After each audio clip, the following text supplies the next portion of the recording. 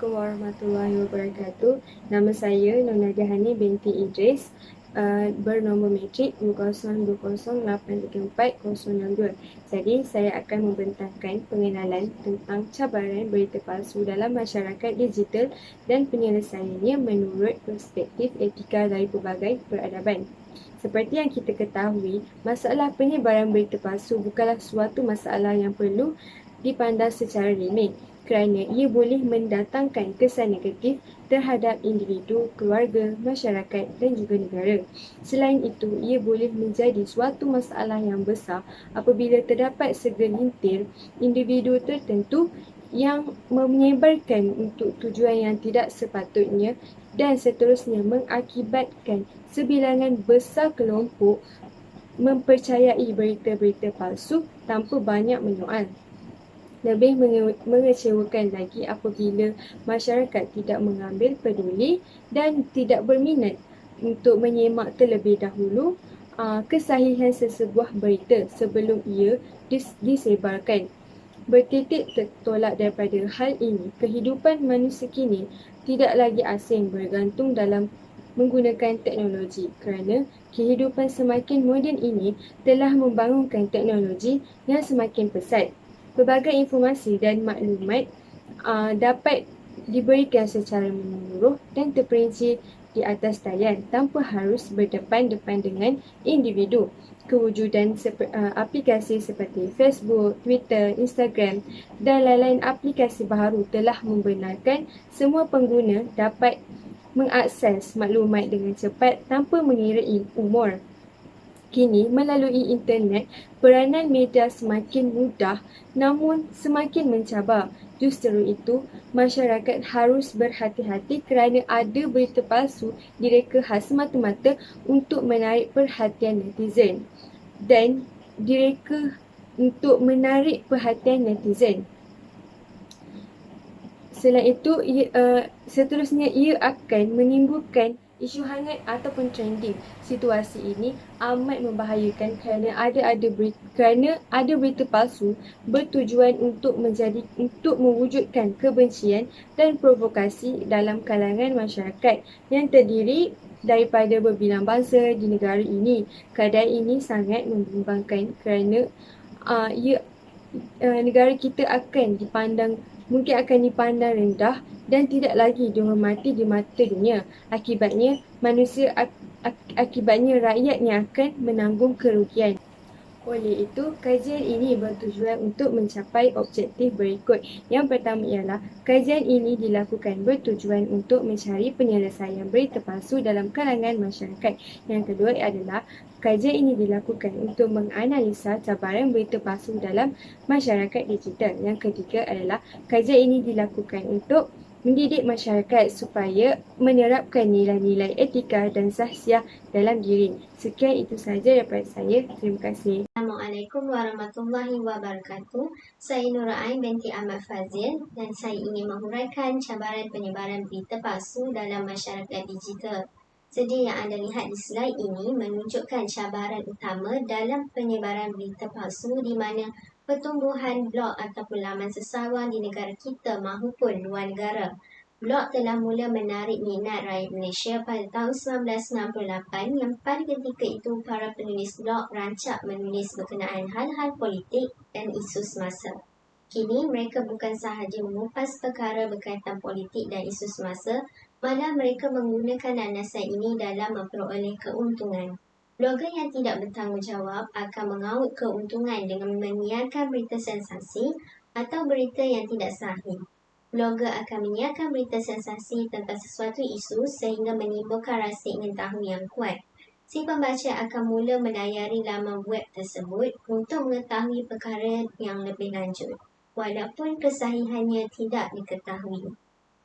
Setiap kali seseorang melayari laman web tertentu, keuntungan akan diterima oleh blogger. Tidak lepaslah kita sebagai seorang manusia yang sangat suka akan sesuatu kejadian atau keadaan yang menggemparkan.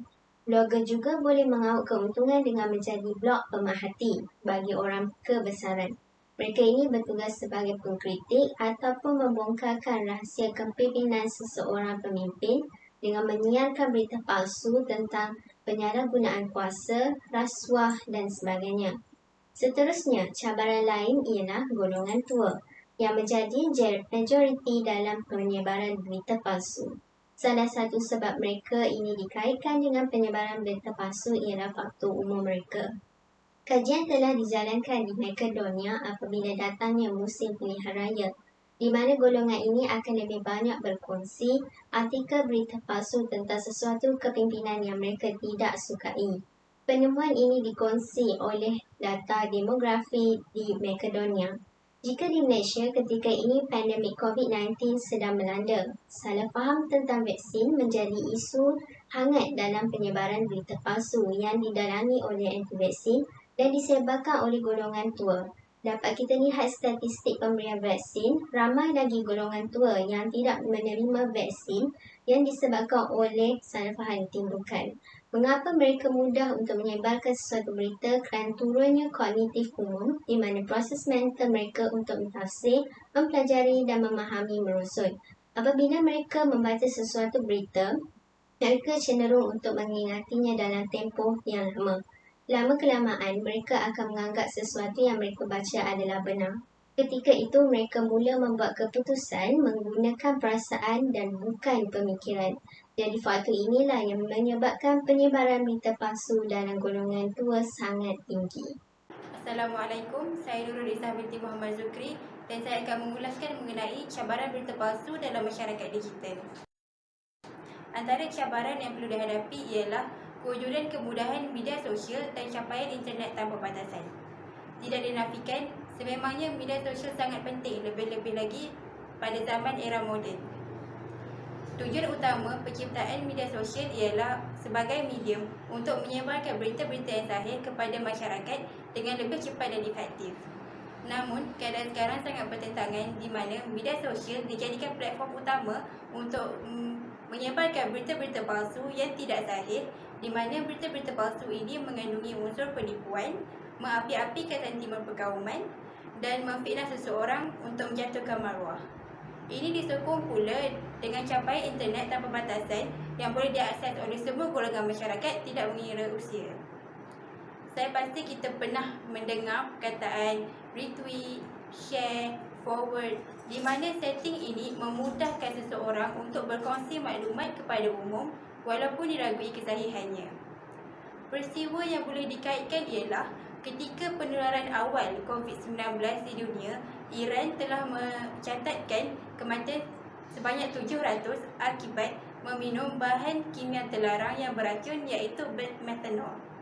Kononnya sebagai rawatan awal pencegahan COVID-19. Serta mendapati bahawa mangsa terlibat telah terpedaya dengan berita palsu yang disampaikan melalui media sosial ataupun dari mulut ke mulut. Cabaran seterusnya yang dihadapi ialah golongan yang berlumba-lumba untuk menyampaikan berita palsu kepada masyarakat ataupun kita panggil sebagai breaking news syndrome untuk kepentingan diri sendiri. Ini telah menyebabkan kekeliruan kepada masyarakat untuk menentukan kesahihan sesebuah maklumat. Berita palsu juga memberi kesan negatif kepada dari segi aspek sosial, politik dan ekonomi. Contohnya, sindiket penipuan dalam talian ataupun scam yang meningkat dari saban hari telah mencatatkan kerugian sebanyak 769 juta ringgit sekaligus telah menjejaskan ekonomi masyarakat dan negara. Dari segi sosial pula, penularan berita palsu telah menyebabkan keruntuhan perpaduan masyarakat. Contohnya, berita palsu mengenai rusuhan kaum di Kuala Muda Kedah pada 2018 yang melibatkan kaum Melayu dan kaum India. Ini menyebabkan masyarakat sekitar menyediakan senjata untuk persiapan rusuhan. Ini telah mengganggu-gugat keharmonian sosial negara yang berbilang kaum sekaligus meruntuhkan perpaduan rakyat yang sebelum ini harmoni. Malah dari segi politik pula timbulnya spekulasi tidak logik mengenai peletakan jawatan Menteri Malaysia yang ketujuh yang telah menyebabkan masyarakat sekarang hilang kepercayaan ke atas pemimpin negara dan telah meruntuhkan institusi politik negara. Peristiwa-peristiwa ini jelas menunjukkan bahawa gabungan antara media sosial serta masyarakat yang tidak bertanggungjawab dalam menyebarkan berita palsu telah menjadi cabaran utama kepada masyarakat digital dalam mengekang berita palsu. Assalamualaikum warahmatullahi wabarakatuh. Seterusnya, saya akan menerangkan tentang penyelesaian menurut perspektif etika dari pelbagai keadaban. Cara-cara untuk menangani berita palsu ialah dengan merujuk media arus perdana. Menurut sebuah artikel daripada Berita Harian, media arus perdana masih merupakan sumber utama berita benar dan perlu diyakini berbanding media sosial. Penasihat Media dan Komunikasi berkata, mereka yang terbabit dalam industri media arus perdana adalah golongan profesional yang terlatih, diberi tauliah dan lesen, malah tertakluk pada undang-undang dan sentiasa mematuhi etika dalam mendapatkan sumber maklumat yang betul. Media arus perdana bukan sahaja terdiri daripada wartawan, tetapi ada pengarang, penyunting berita bagi memastikan ketepatan sumber maklumat yang disahkan benar dan tepat. Tinjauan rawak mendapati bahawa orang berumur 18 hingga 40 tahun yang menyumbang 40% daripada populasi negara sangat bergantung pada media sosial seperti Twitter, Facebook, blog dan portal berita sebagai sumber maklumat. Seterusnya, kita mesti belajar mengenal pasti berita palsu. Kita sering melihat orang yang berniat jahat menggunakan strategi ini untuk menyebarkan maklumat dan menerapkan nilai tertentu yang mereka mahu untuk mendapatkan populariti, menyebarkan kebencian dan ekstremisme. Sebagai umat Islam, agama menuntut kita untuk berhati-hati ketika menerima berita dan semak dulu kesahihan dan kesahihan maklumat tersebut. Pertama, semak sumber berita sebelum berkembang. Ini kerana maklumat itu berkemungkinan tidak benar atau jika ia benar, mungkin terdapat penambahan palsu yang menjadikan sensasi. Kerumitan multimedia boleh menjadikan berita palsu kelihatan seperti berita rasmi, terutamanya dengan meletakkan imej lambang negara, tanda atau nama orang penting untuk meningkatkan kepercayaan. Jika anda tidak pasti, sila jangan kongsi. Semak alamat pautan. Untuk memastikannya, kita boleh gunakan whois, iaitu alamat dalam talian, untuk menyemak pemilik tapak web untuk mengetahui siapa pemilik tapak web dan sama ada ia mencurigakan. Bagaimanapun, maklumat tersebut mesti disemak di Google dan melakukan semua langkah di atas mungkin menyusahkan kerana ia akan mengambil masa anda. Kemudian, Jurulatih Pemeriksa Fakta Malaysia, Kuek Serkong, berkongsi pendapatnya dengan bernama mengenai isu ini. Menurutnya, jika menerima dakwaan yang menarik perhatian secara emosi, bermakna kemungkinan besar dakwaan itu salah. Jangan jatuh ke dalam perangkap itu. Akhir sekali, kongsi berita daripada sumber yang dipercayai. Perkara ini sangat asas, tetapi masih ramai yang tidak mengendahkannya. Mungkin kerana berita yang mereka kongsikan itu jauh lebih baik daripada yang lain, sehingga mereka ketagi suka atau berkongsi. Sebaik-baiknya, kita perlu melatih diri untuk mengelakkan keseronokan mengklik butang suka dan kongsi di media sosial. Pertama, lihat pada page atau individu yang kongsikan link berita tersebut. Adakah link itu dari laman web yang berautoriti dalam mengeluarkan berita ataupun sekadar menggunakan platform percuma? Ketua Polis Tan Sri Abdul Hamid mengeluarkan amaran bahawa mereka yang menggunakan media sosial untuk mengaitkan kes jenayah dengan sentimen perkauman dan agama akan dijadikan panduan. Perkembangan teknologi maklumat, khususnya dalam era revolusi industri 4.0, berasaskan internet menjadikan penyebaran dan capaian maklumat amat pantas. Gejala fitnah telah dipindahkan ke media sosial dan sesiapa sahaja boleh melayarinya tanpa had di mana-mana sahaja.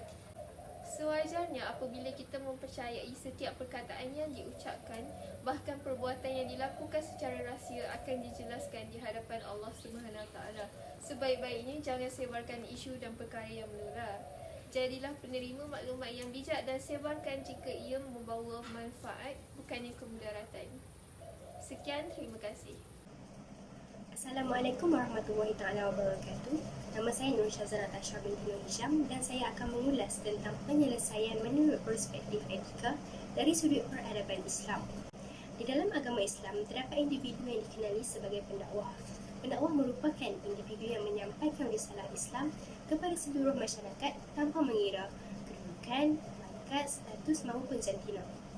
Peranan pendakwah dikatakan amat penting kerana ia mampu membawa perubahan besar dalam kehidupan masyarakat. Contohnya daripada kehidupan masyarakat yang porak-poranda kepada kehidupan masyarakat yang lebih aman dan sejahtera bersama Islam. Berita palsu menurut perspektif Islam adalah berita yang mampu melanggar perintah Allah Subhanahu Wa Taala, membawa keburukan kepada seseorang mukmin dan juga berita yang mampu membawa perbalahan ataupun perpecahan kepada umat manusia. Jadi, dalam usaha untuk menyekat penyebaran berita palsu ini, peranan pendakwah amat penting dalam menyebarkan berita benar dan menapis semua berita palsu yang boleh membawa kemudaratan terutamanya kepada orang mukmin. Jadi, terdapat pelbagai langkah yang boleh diambil oleh para pendakwah untuk menyekat penyebaran berita palsu ini, antaranya memperbanyakkan berita benar yang berkonsepkan tabayun. Menurut Ibn Qatil, yang dimaksudkan dengan tabayun adalah pemantauan berita ataupun peristiwa sebelum ia disebarkan. Secara ringkasnya, konsep tabayun memerlukan seseorang individu maupun pendakwah untuk meneliti terlebih dahulu ketepatan ataupun kesahihan informasi yang diterima sebelum ia disebarkan. Menurut Imam Ash-Shawkani, yang dimaksudkan dengan tabayun adalah memeriksa dengan teliti, dan dimaksudkan dengan tasabbuh adalah berhati-hati dan tidak tergesa-gesa, melihat dengan ilmu yang mendalam terhadap sesuatu perkara dan berita yang diterima sehingga jelas dan terang baginya. Jadi, penjelasan yang mendalam dan panjang lebar mengenai konsep tabayun jelas menunjukkan betapa pentingnya peranan para pendakwah untuk menyebarkan dan memperbanyakkan berita benar yang berkonsepkan tabayun. Seterusnya, langkah yang dapat diambil oleh para pendakwah untuk mengatasi penyebaran berita palsu adalah dengan mempraktikkan penggunaan media sosial. Seperti yang kita sedia maklum, penggunaan media sosial seperti Facebook, Twitter, YouTube dan TikTok merupakan sahabat baik generasi muda pada masa kini. Jadi, penggunaan media sosial untuk memperbanyakkan berita palsu oleh para pendakwah mungkin boleh menjadi batu loncatan dalam menyekat penyebaran berita palsu, terutamanya dalam kalangan belia di Malaysia. Jadi, sungguh pun begitu, seperti yang kita sedia maklum, media sosial juga merupakan medium utama dalam penyebaran berita palsu. Jadi, para pendakwah haruslah bijak dalam mengekang sehabis baik usaha penyebaran berita palsu oleh segelintir individu yang tidak bertanggungjawab.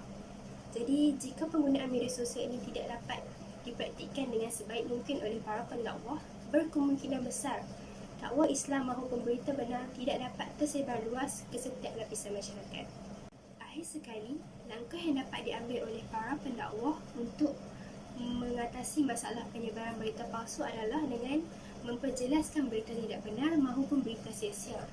Seperti firman Allah dalam surah Al-Mu'minun ayat 1 hingga 3 yang bermaksud, sesungguhnya berjayalah orang-orang yang beriman, iaitu mereka yang khusyuk dalam sembahyangnya dan mereka yang menjauhkan diri daripada perkara dan perbuatan yang sia-sia.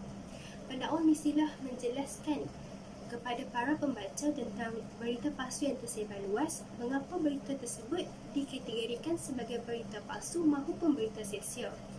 Penjelasan yang mendalam ditambah pula dengan potongan ayat Al-Quran dan hadis oleh para pendakwah mampu untuk membuka mata dan minda para pembaca untuk membezakan di antara berita benar maupun berita palsu. Sekian, terima kasih. Assalamualaikum warahmatullahi wabarakatuh. Nama saya Nur Najiah binti Syahimi, bernombor pelajar 2020608024. Pada hari ini, saya akan membentangkan tentang kesimpulan untuk tajuk kertas kerja kami, iaitu cabaran berita palsu dalam masyarakat digital dan penyelesaiannya menurut perspektif etika dari pelbagai peradaban. Untuk pengetahuan semua, teknologi seperti media sosial dan internet merupakan alat perhubungan yang sangat penting dalam kehidupan seharian kita, dan perkara ini tidak dapat dinafikan apabila teknologi tersebut memberi impak yang positif dalam kehidupan kita serta mempermudahkan urusan kita setiap hari. Perkara ini dapat dibuktikan apabila kewujudan media sosial yang dapat merapatkan jurang antara seseorang yang berada jauh, kerana mereka dapat berhubung dengan sangat pantas dan tidak perlu travel ke sana untuk berjumpa sesama sendiri.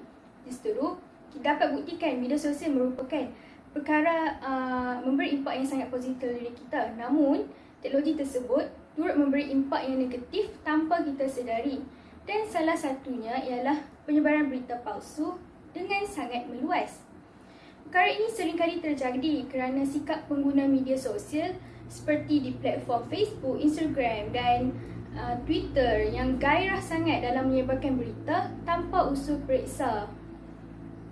Salah satu cara untuk menghentikan penyebaran berita palsu adalah seseorang individu itu perlu memainkan peranan yang sangat penting. Antara salah satunya ialah kita perlulah mengenal pasti sumber berita tersebut. Sebagai contohnya, kita perlu memastikan sama ada berita tersebut datang daripada sumber yang diiktiraf ataupun tidak. Sebagai contohnya, sekiranya berita tersebut datang daripada sumber yang diiktiraf seperti berita harian, berita metro, maka kita dapat klasifikasikan berita tersebut sebagai berita yang sahih dan bukannya berita yang palsu. Namun, sekiranya berita ataupun maklumat yang dikongsikan adalah daripada akaun ataupun platform yang tidak diiktiraf, maka kita perlulah menyiasat terlebih dahulu sebelum berkongsi maklumat tersebut. Seterusnya, kita perlulah bertanya kepada orang yang lebih arif tentang tajuk berita yang kita tidak pasti. Sebagai contohnya, sekiranya kita ingin menyebarkan tentang keburukan vaksinasi, kita perlulah bertanya kepada orang yang lebih arif sama ada betulkah maklumat ini ataupun maklumat ini hanyalah palsu.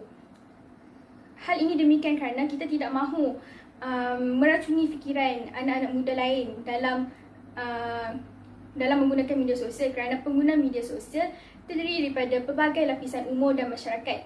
Selain itu, kita perlulah report ataupun lapor sekiranya kita dapat mengenal pasti bahawa berita itu adalah palsu.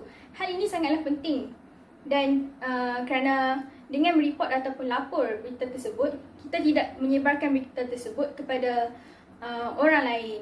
Selain itu, kita juga perlu mencari kesalahan ejaan di dalam artikel ataupun maklumat yang ingin dikongsi. Sekiranya terdapat kesalahan ejaan, maka kita dapat kenal pasti bahawa berita tersebut adalah palsu dan tidak sahih kerana sekiranya berita itu sahih, maka tidak akan terdapat sebarang kesalahan ejaan. Akhir sekali, semua pengguna media sosial perlu cakna dalam menyebarkan berita kerana ia merupakan tanggungjawab kita bersama. Hal ini demikian kerana semua pihak perlulah berganding bahu dalam menyelesaikan masalah ini agar media sosial menjadi platform yang selamat untuk pengguna pada masa akan datang. Ingat, tidak pasti, jangan kongsi. Sekian sahaja pembentangan daripada kumpulan kami. Terima kasih.